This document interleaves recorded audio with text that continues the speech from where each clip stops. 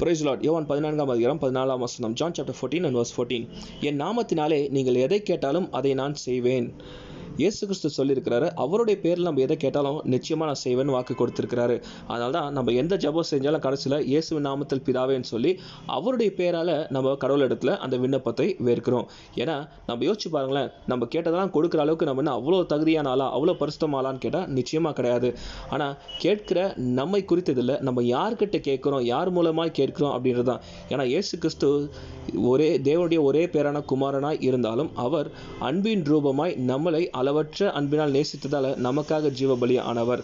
அவர் மகா பரிசுத்தம் உள்ள தேவனாய் இருக்கிறதால அவர் நாமத்தில் எதை கேட்டாலும் நிச்சயமாக பிதாவானவர் அதை செய்ய போதுமானவராக இருக்கிறார். அதனால தான் இயேசு கிறிஸ்து நமக்கு அவருடைய நாமத்தினால் நம்ம எதை கேட்டாலும் நிச்சயமாக அதை செய்வேன் வாக்கு கொடுத்துருக்கிறாரு. நமக்கு உடனே தோணலாம், நம்ம இப்போ எதை வேணால் கேட்கலாமா, ஒருவேளை எனக்கு பிடிக்காதவங்களாம் அழிஞ்சு போன நான் கேட்கலாமா அப்படின்னு சொன்னால் நிச்சயமாக அது நடக்கவே நடக்காது. ஏன்னா இயேசு கிறிஸ்துவே அழிவில் இருக்கிறவங்கள மீட்டு அவங்கள காப்பாற்றுறதுக்கும், பாவத்தில் மூழ்கி இருக்கிறவங்கள பாவத்திலிருந்து விடுதலாக்கி அழிவுக்கு நேராக போகிறவங்கள புது ஜீவனை கொடுத்து அவங்களையும் பிதாவிடத்தில் பரலோக ராஜ்யத்துக்கு சேர்க்கணுன்றது தான் அவருடைய விருப்பமாக இருந்துச்சு.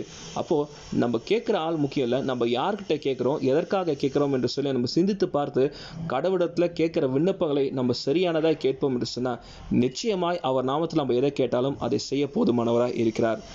எனவே நம்ம குறித்தது மாத்திரம் இல்லை, நம்ம எதை கேட்டாலும் அது தேவனுடைய மகிமைக்கு என்று சொல்லி நம்ம கேட்போம் என்று சொன்னால் அதை பெற்றுக்கொண்டவர்களாய் ஆசீர்வதிக்கப்பட்டவர்களாய் இருப்போம்.